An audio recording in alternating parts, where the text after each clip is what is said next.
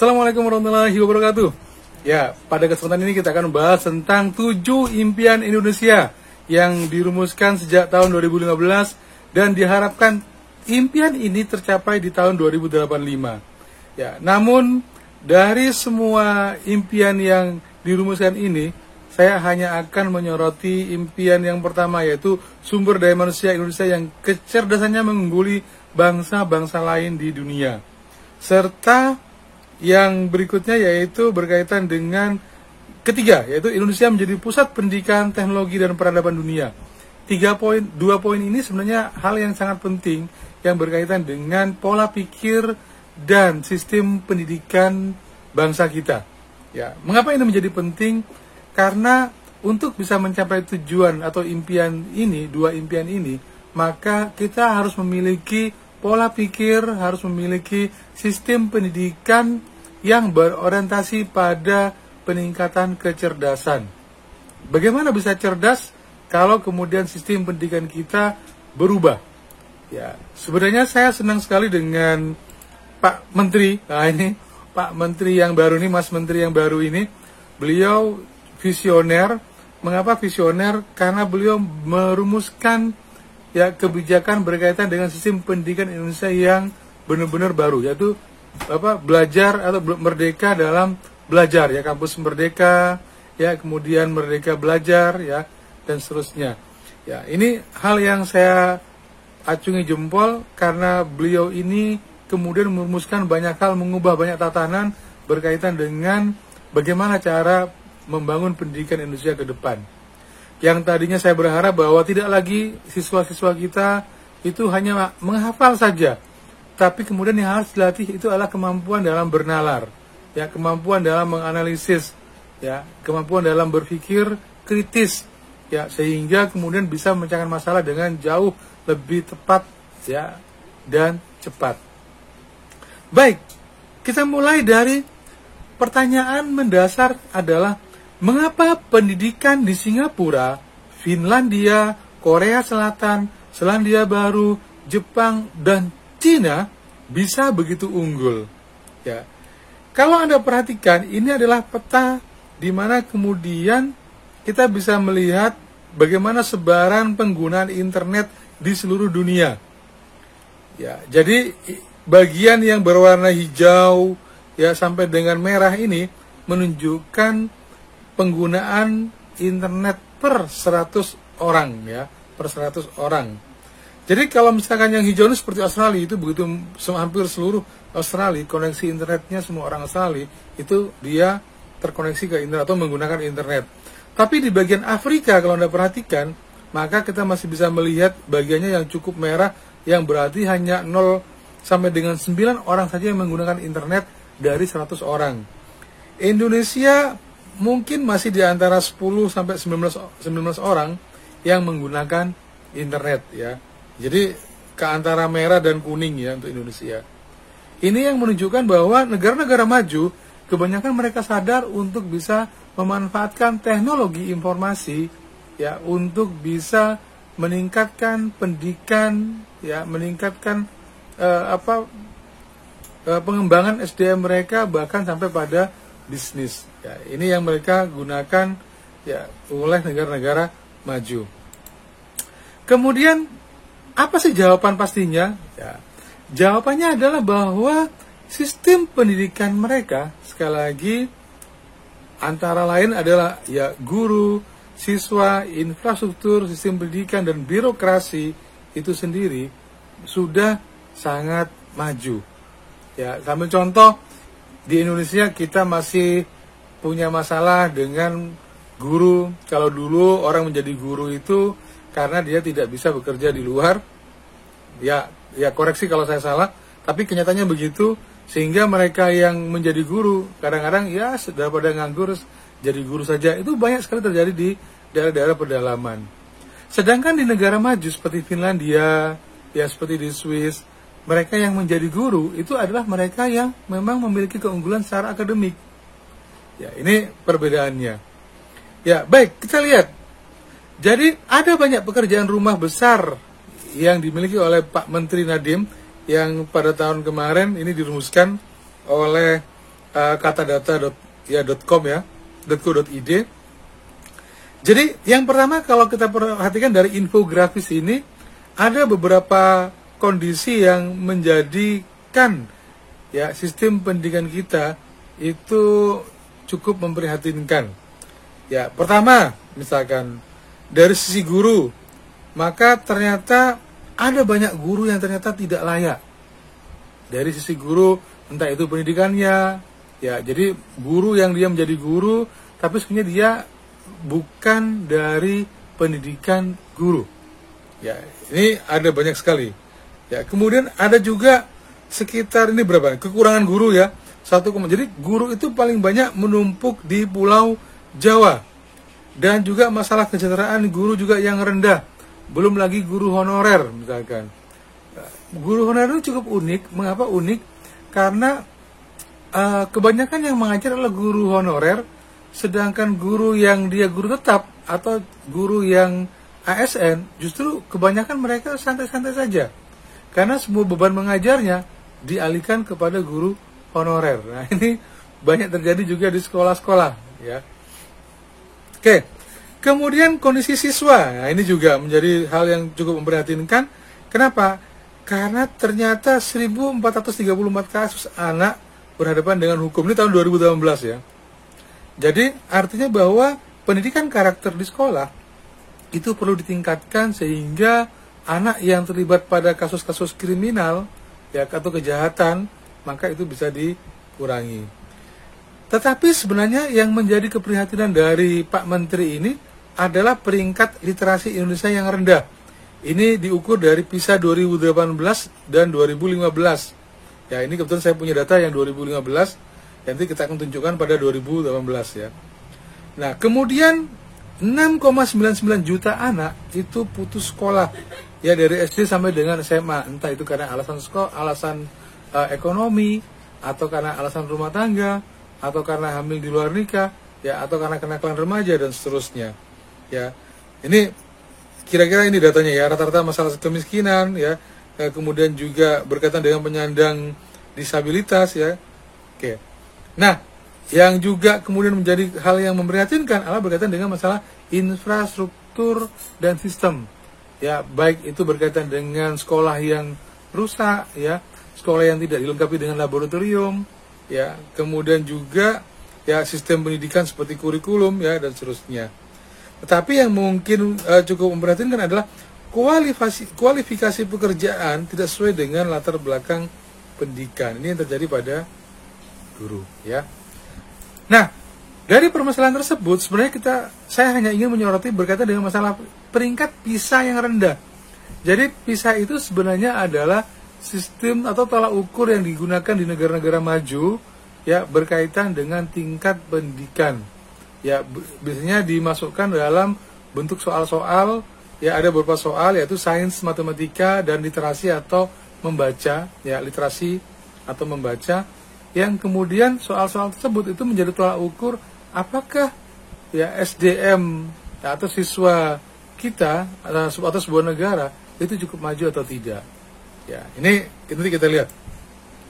Maka kemudian Pak Menteri membuat semacam himbauan atau semacam penguatan bahwa ke depan mandatori kurikulum yang harus ada itu yaitu bahasa Inggris.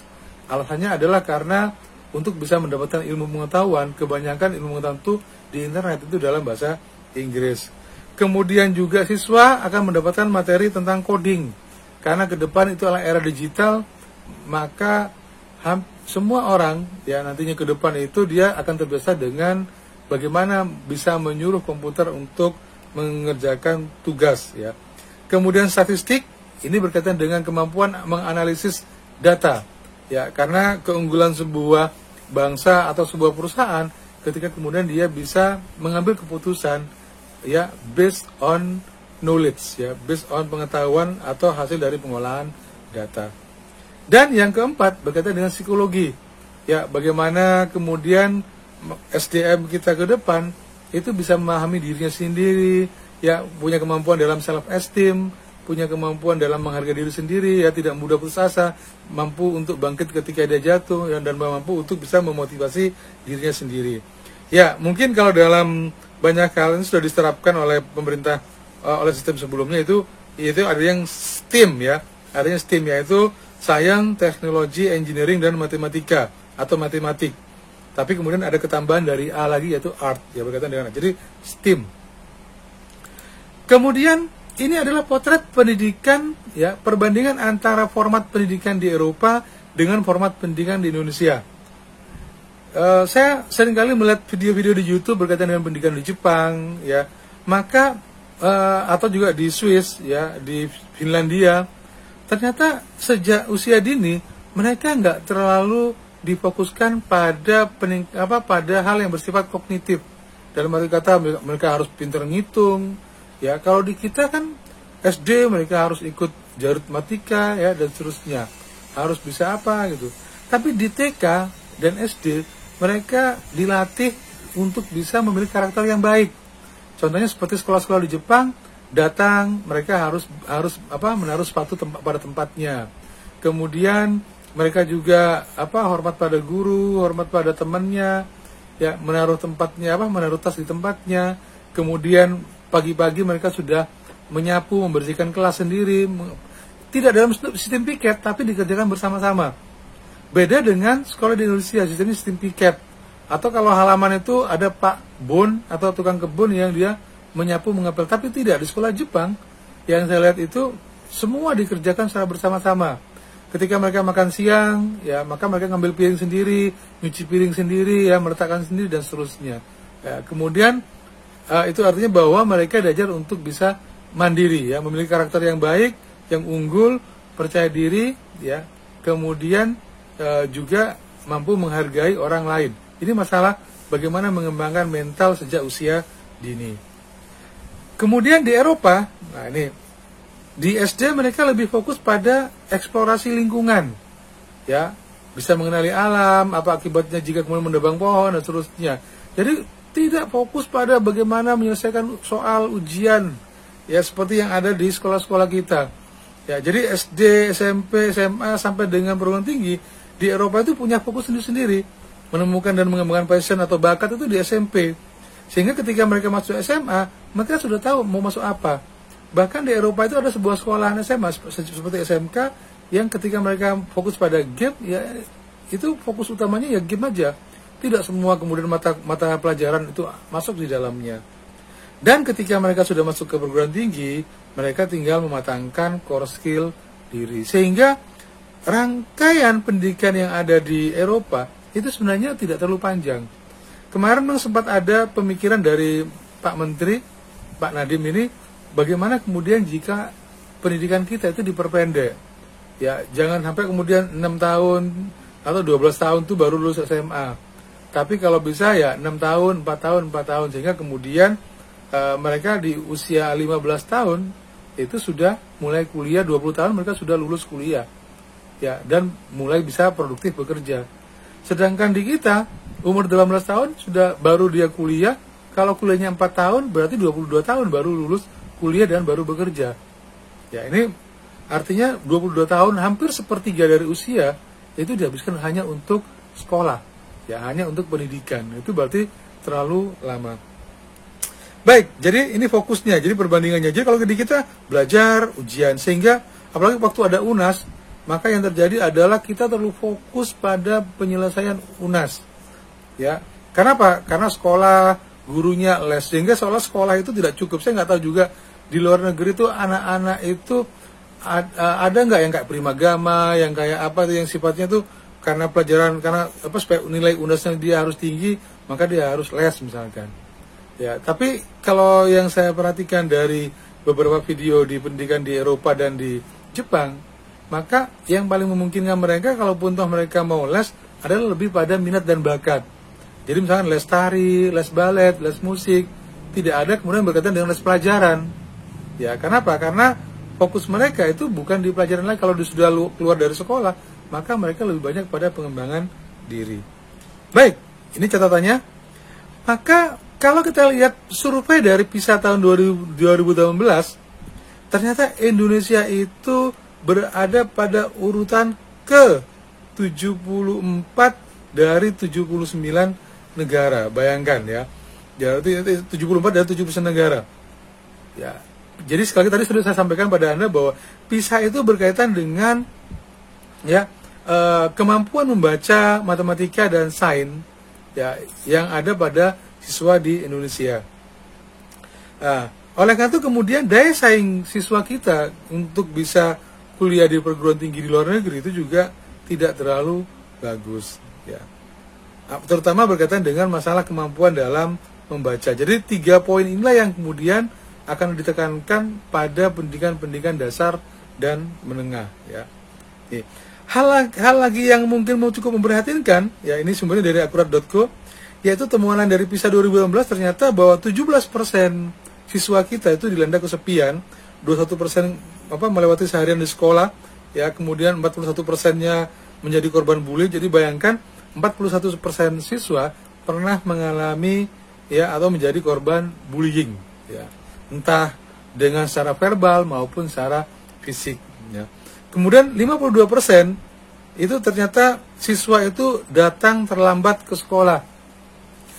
Ya, ini menjadi masalah juga, berarti artinya bahwa tingkat kedisiplinan siswa ya atau bahkan manajemen waktu dari siswa ya itu rendah jika sampai pada 52% siswa itu pernah mengalami terlambat datang ke sekolah, entah karena alasan hujan, motor mogok dan seterusnya. Karena sebenarnya di negara-negara maju mereka sudah paham bagaimana cara mengelola waktu, merencanakan waktu sehingga tidak sampai datang terlambat ke sekolah. Kemudian ini juga buruk muka pendidikan Indonesia. Sebenarnya ini hanya melengkapi saja dari apa yang ada di poster sebelumnya ya. Jadi kemampuan membaca, kemampuan matematika, kemampuan kinerja sains, ini semuanya kita pada peringkat ya turun ya. Tadi 2018 kita turun peringkatnya. Ya, peringkat ke-71 dari 79 negara. Ya, ini luar biasa ya, bahwa ternyata kita sangat rendah untuk bidang kemampuan sains ya. Nah, ini. Kemudian 5 persoalan pendidikan Indonesia ya tadi, hampir semua SDM dan guru yang bagus berkumpul di sekolah yang bagus, sekolah unggulan misalnya, maka guru-gurunya biasanya demikian. Memang sudah ada rencana tahun kemarin bahwa sekolah-sekolah yang dia itu masuk unggulan itu dihapus, tidak ada lagi sekolah unggulan, berlaku sistem rayonisasi, kemudian siswa yang dekat dengan sekolah tersebut bisa mudah diterima di sekolah, kemudian tidak ada lagi kemudian sekolah favorit, tidak lagi guru favorit, semua guru favorit harus disebar, mereka mengajar juga di sekolah-sekolah yang dianggap kurang favorit ya. Kemudian ini bullying tadi kasusnya tinggi, perkembangan pola pikir optimistik siswa termasuk rendah. Jadi banyak sekali siswa Indonesia yang ternyata punya kecenderungan untuk tidak percaya diri atau tidak percaya diri ya. Jadi percaya dirinya cukup rendah ya, dan seterusnya. Inovasi dan daya saing SDM di Hardiknas tahun 2019 ini kalau kita perhatikan ini juga hanya memperkuat dari data infografis di sebelumnya, yaitu beberapa hal, yaitu daya saing wilayah Indonesia memang tinggi, tapi untuk bidang SDM ternyata ya global toleransi kompetitif indeksnya ya cukup rendah ya. Nah, kita mungkin perlu belajar dari negara-negara maju lainnya. Jadi kita perhatikan pada tahun 2012 kurikulum nasional Inggris mulai memperkenalkan ilmu komputer atau computer science kepada semua siswa. Kemudian di Singapura ya ada sebagian dari inisiatif ya Smart Nation yang kemudian mengembangkan untuk computational thinking sebagai kemampuan nasional. Jadi CT atau computational thinking ini dimasukkan dalam kurikulum ya, dalam kurikulum di Singapura, pendidikan di Singapura ya.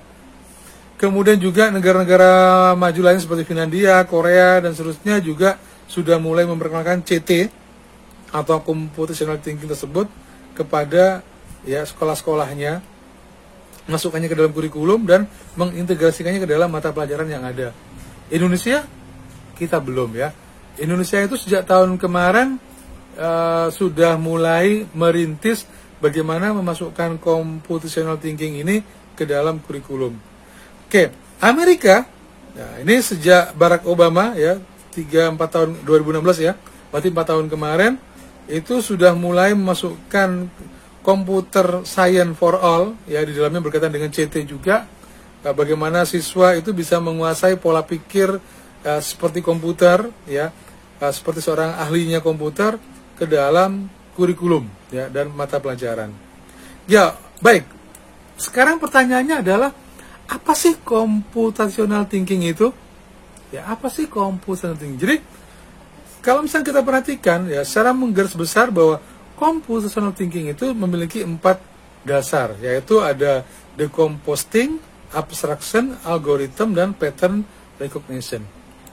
Ya, baik. Jadi komputer, sekali lagi bahwa kita ya, saat ini hidup di era revolusi industri 4.0 ya, di mana kemudian kecerdasan buatan, robotik, IoT atau Internet of Things akan menjadi hal yang utama dalam kehidupan manusia modern. Oleh karena itu kemudian komputer ya akan digunakan pada semua aspek. Ya, maka kemudian sekali lagi bahwa komputer itu pada prinsipnya dapat digunakan untuk membantu kita dalam memecahkan masalah. Namun, perlu proses untuk bisa memahami masalah tersebut ya. Jadi tidak bisa kemudian komputer kita gunakan, tapi kita sendiri tidak tahu bagaimana cara memasukkan masalah tersebut ke dalam komputer untuk bisa dipecahkan ya. Maka diperlukanlah ya kemampuan SDM-nya atau brainware-nya ya untuk bisa kemudian berpikir seperti bagaimana memecahkan masalah dengan ya atau secara komputasi ya. Maka CT ini yang memungkinkan kita untuk bisa menyelesaikan masalah yang kompleks, memahami apa masalahnya dan mengembangkan solusi yang memungkinkan secara jauh lebih sederhana ya. Kemudian kita juga bisa menyajikan solusi ini dengan cara yang dapat dipahami oleh komputer dan manusia. Jadi pada intinya adalah untuk bisa mencari masalah dengan menggunakan komputer, maka manusianya itu harus berpikir secara komputasi juga. Ya, bagaimana memecahkan masalah yang kompleks, kemudian desain sebuah bentuk sederhana, kemudian siap untuk bisa dipecahkan atau dieksekusi oleh komputer. Ya. CT memang mengajarkan bagaimana memecahkan masalah ya, seperti ilmuwan komputer ya atau komputer science di sini ya. Tapi sekali lagi bahwa ya CT itu tidak harus selalu berhubungan dengan komputer dan program. Ya, akan bagus sekali memang ketika kemudian permasalahan itu bisa dipecahkan dengan menggunakan komputer. Ya, baik. Ini metode berpikir CT. Prinsipnya adalah mulai dari masalah itu dikomposisi terlebih dahulu, diuraikan terlebih dahulu, apa masalah utamanya, kemudian apa sub masalahnya, ya kemudian diuraikan sedemikian rupa sehingga ketemu oh ini masalah utamanya, ini efek masalah gitu ya. Sehingga ini pada dekomposisi ini kita bisa melihat masalah itu jauh lebih terang benderang, jauh lebih jelas ya. Baru kemudian dilakukan proses pattern recognition. Masalah ini kira-kira pernah nggak dipecahkan sebelumnya? Ya, itu mengapa kemudian kita paham juga ada yang namanya machine learning. Ya, kita lihat sama nggak dengan masalah yang sebelumnya sudah pernah dipecahkan? Oh sama, kalau gitu ini. Ya, nah, maka dengan pattern recognition ini penyelesaian masalah menjadi jauh lebih cepat ya. Baik itu misalnya masalah hal-hal yang sifatnya sama maupun yang mungkin berbeda. Ini pattern atau pengenalan pola. Setelah itu kemudian lakukan proses abstraksi ya. Pada proses abstraksi di sini prinsip dasarnya adalah bagaimana menyederhanakan masalah yang kompleks ya menjadi hal yang mudah untuk bisa diselesaikan. Kemudian bagaimana menyelesaikannya? Bagaimana tahapan-tahapan penyelesaiannya? Maka dibutuhkan algoritma. Sekali lagi ingat bahwa penyelesaian masalahnya bisa menggunakan komputer, bisa juga tidak. Ya, tapi sekali lagi karena kita hidup di era digital, maka sebenarnya banyak hal yang bisa kita selesaikan dengan berdasarkan atas algoritma dan pemrograman komputer. Ini tadi sudah saya pernahkan, jadi dekomposisi itu memecah masalah atau sistem yang rumit menjadi bagian yang lebih kecil dan mudah untuk dipecahkan atau dikelola ya. Kemudian pengenalan pola, ya mencari kesamaan di antara dan di dalam masalah itu sendiri. Kemudian ada abstraksi, ya proses untuk bisa mengabaikan yang detail ya dan bisa melakukan proses generalisasi. Kemudian algoritma itu bisa digunakan untuk mengembangkan solusi langkah demi langkah ya untuk masalah yang akan dipecahkan, ya, sehingga ada aturan yang bisa diikuti untuk bisa menyelesaikan masalah. Ya, pertanyaan berikutnya adalah mengapa siswa penting untuk belajar CT? Kalau kemudian saat ini mungkin hanya mahasiswa teknik informatika atau ilmu komputer saja yang memahami bagaimana computational thinking ini bekerja. Andai kata kemudian CT ini sudah diterapkan di awal-awal, ya entah itu di TK, ya taman pendidikan anak-anak ataupun di sekolah dasar atau menengah, maka kemudian mereka akan jauh lebih punya cara berpikir bagaimana memecahkan masalah. Ya. Jadi CT ini bukan hanya menyelesaikan masalah dengan ilmu komputer saja, tapi juga sebenarnya adalah bisa diterapkan pada banyak bidang lainnya. Nanti kita akan coba contohnya ya, baik itu ilmu sosial misalkan ya. Dengan teknik ini, maka kemudian siswa akan belajar bagaimana berpikir secara terstruktur.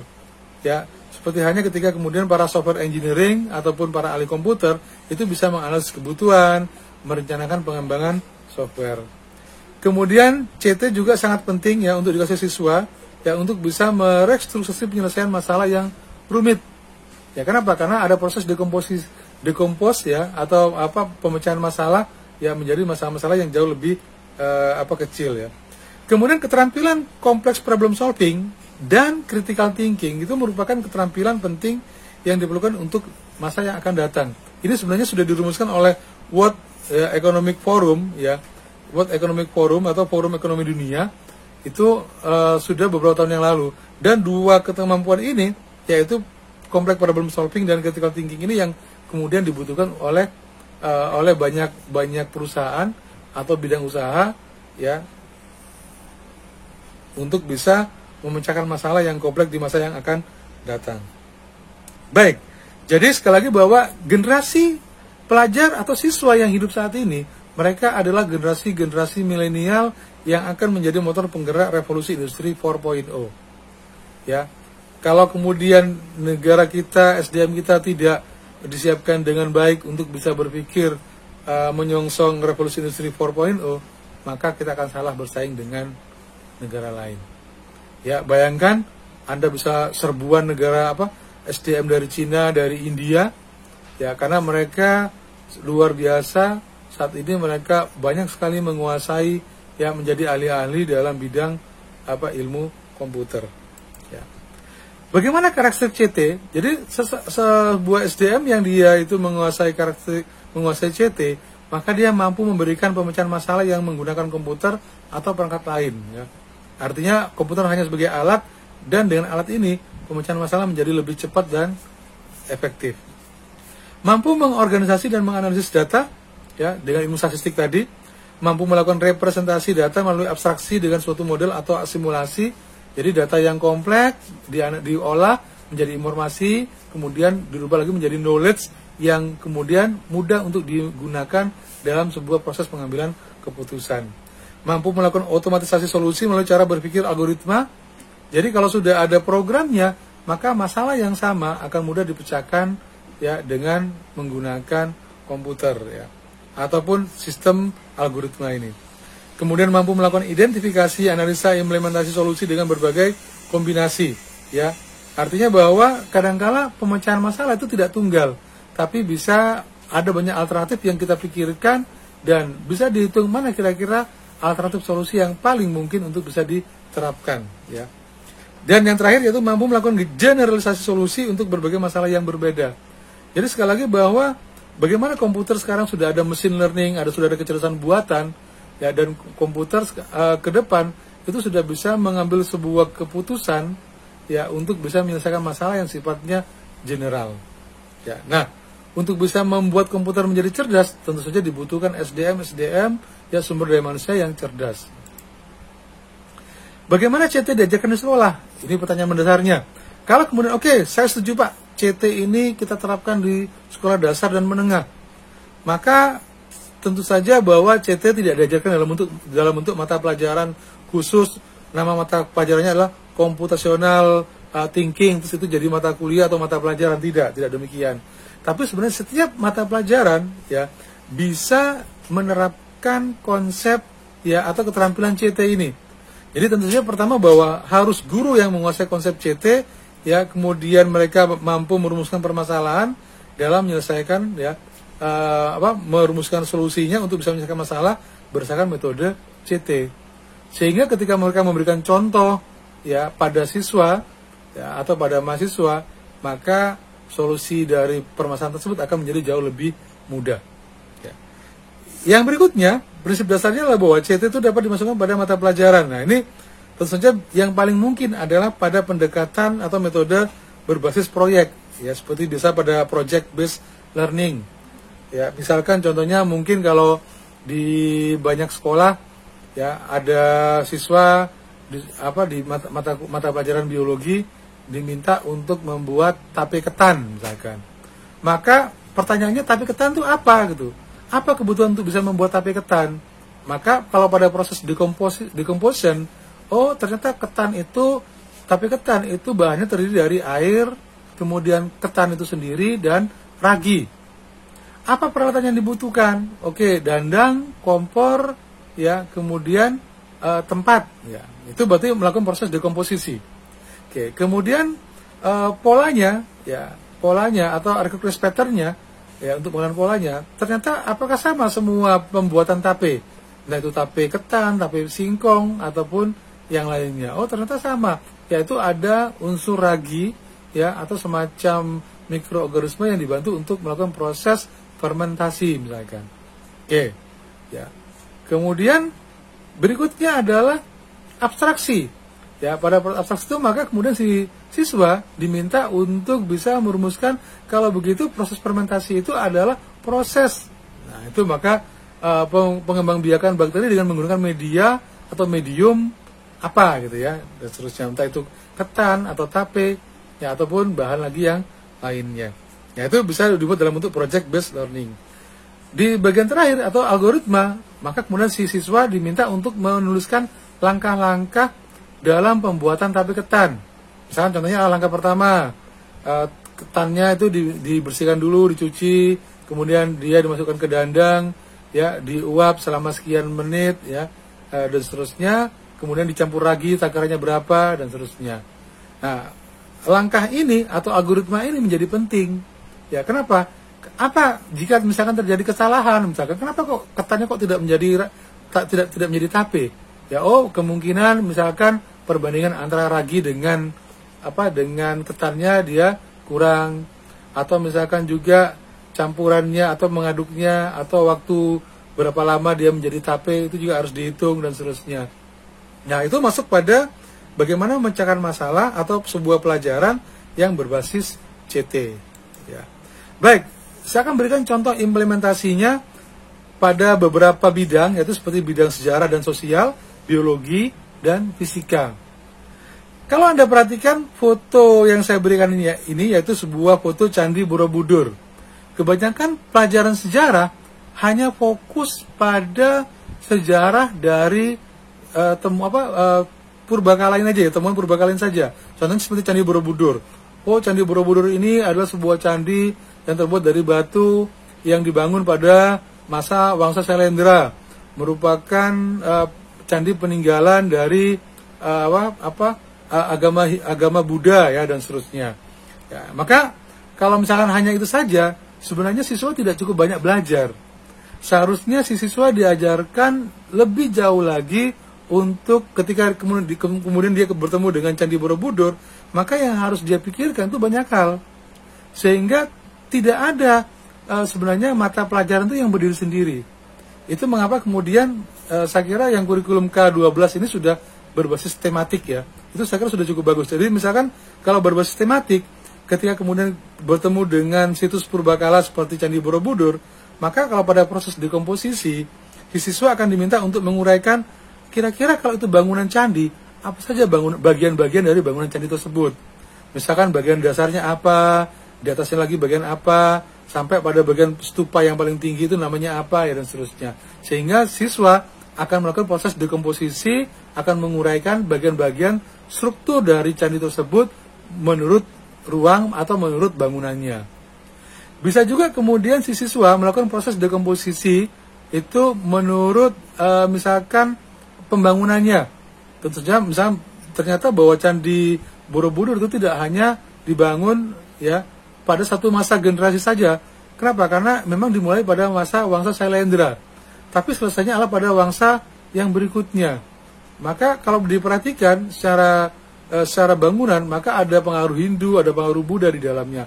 Walaupun memang kalau misalnya dilihat dari stupa ya atau dari patung-patungnya, patung Buddhanya memang lebih kuat pada Buddha ya.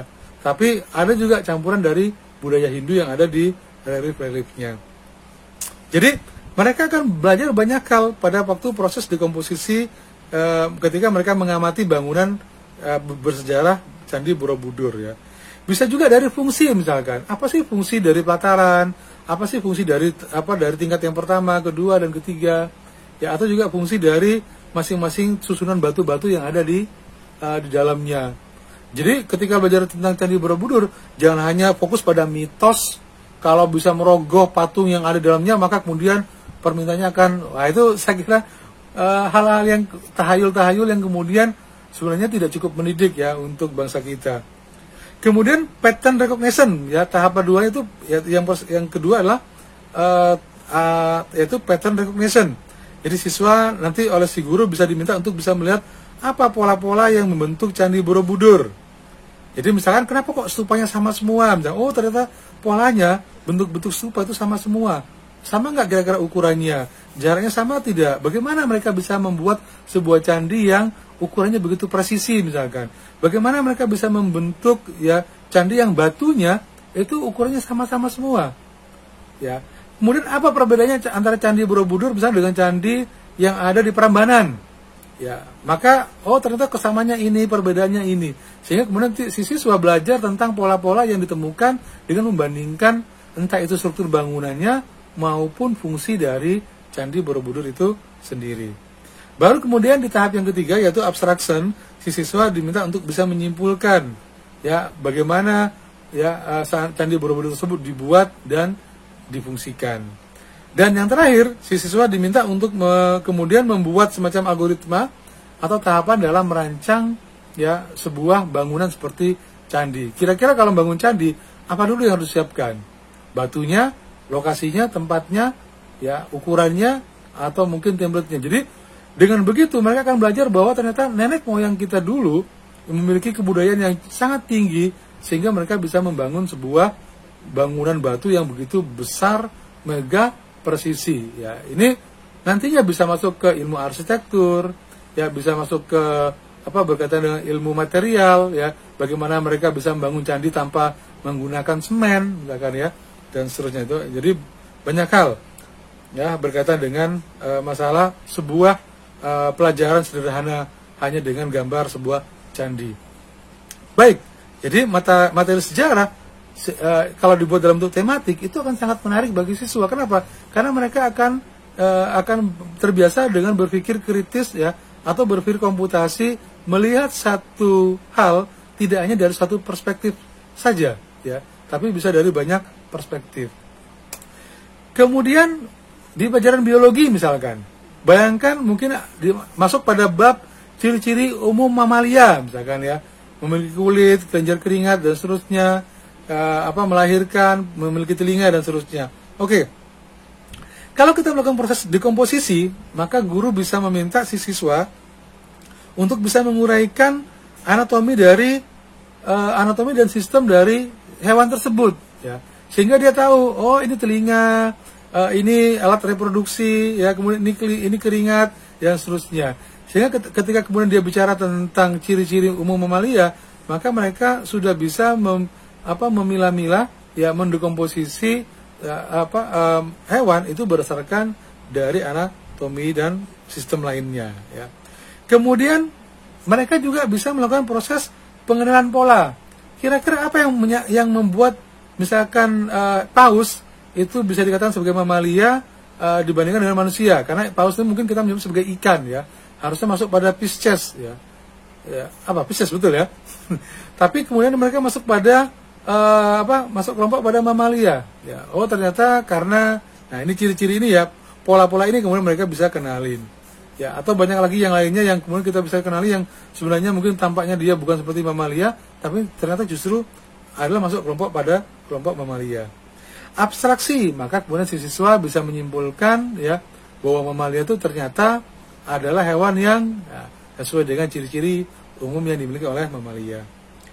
Nah, algoritmanya, setelah si siswa paham berkaitan dengan ciri-ciri umum dan khusus, maka mereka akan diminta untuk bisa membuat semacam algoritma. Nah, ini bisa menjadi dasar dari yang namanya kecerdasan buatan, atau lebih tepatnya adalah sistem pakar. Jadi siswa nanti bisa mengenali ciri-cirinya, masukkannya ke dalam sistem komputer, kemudian mereka akan membuat program, maka jadilah. Jadi kalau nanti dimasukkan ciri-ciri dari sebuah hewan, maka komputer akan bisa langsung mengenali ini mamalia atau bukan. Dengan cara si siswa diajarin bagaimana membuat program. Mungkin ini masuk pada materi di SMP ya. Kalau SD mungkin baru pada tahap algoritma dasar saja.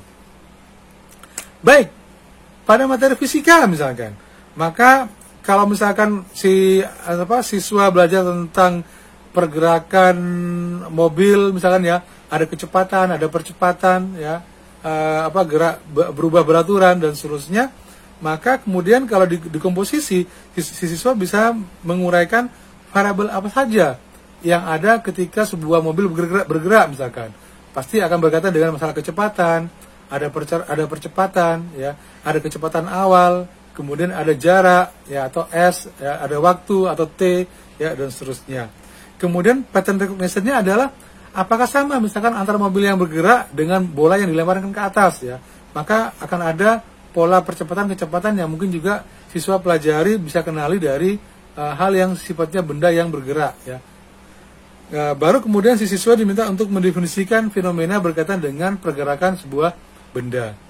Dan yang terakhir, siswa diminta untuk membuat algoritma, bisa juga membuat program untuk bisa menghitung kecepatan, jarak tempuh. Kalau misalnya sebuah mobil bergerak dengan kecepatan 60 km per jam dalam waktu 30 menit, kira-kira berapa jarak yang ditempuh oleh mobil tersebut? Maka ini si siswa bisa membuatnya dalam sebuah bentuk program. Artinya bahwa ketika dia belajar tentang fisika, dia tidak hanya belajar tentang variabel-variabel V, S, T, atau A atau percepatan, tapi juga atau gravitasi kalau itu berkaitan, atau G atau gravitasi ketika bicara tentang bola yang dilempar ke atas kemudian jatuh kembali ke bumi. Tapi juga berkaitan dengan bagaimana membuat sebuah program sehingga ketika kemudian semua variabelnya dimasukkan, kemudian ada proses komputasi di dalamnya, maka dengan mudah bisa menghitung. Contohnya begini, kalau itu mau dibuat dalam studi kasus, sebuah mobil yang ditumpangi oleh penjahat, dia melarikan diri dengan kecepatan misalkan 100 km per jam. Ternyata penjahat tersebut sudah lari selama 2 jam. Maka kira-kira si penjahat tersebut, mobilnya kira-kira berada di wilayah mana? Jadi dari TKP kemudian akan diukur dengan menggunakan Google Map, maka kemudian polisi akan dengan mudah menangkapnya di wilayah tertentu sesuai dengan jarak yang mungkin dicapai oleh si penjahat tersebut dengan kecepatan rata-rata yang dimasukkan tersebut. Jadi artinya siswa akan sangat menyenangkan belajar fisika ketika kemudian materi pelajaran itu tidak hanya berupa rumus dan penyelesaian masalah atau penyelesaian soal, tapi kemudian dibuat dalam bentuk soal cerita misalkan seperti tadi. Bayangkan seorang penjahat, bayangkan seekor nyamuk, dia terbang dengan kecepatan 5 km per jam. Nyamuk tersebut sudah menggigit seorang yang dia menderita malaria. Maka jika kemudian nyamuk tersebut telah terbang selama 5 menit, kira-kira dia berada di rumahnya siapa Maka pasti pelajaran model seperti ini akan sangat menyenangkan bagi siswa.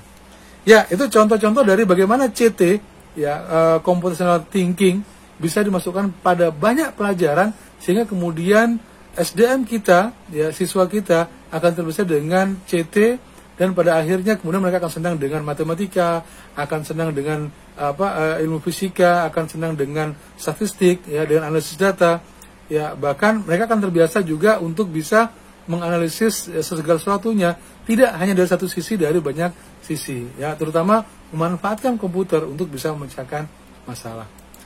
Demikian dari saya berkaitan dengan bagaimana membangun impian, mencapai untuk 7 impian, bagaimana membangun impian Indonesia untuk 2085. 7 impian ini terutama berkaitan dengan sistem pendidikan dan SDM kita yang unggul dan maju.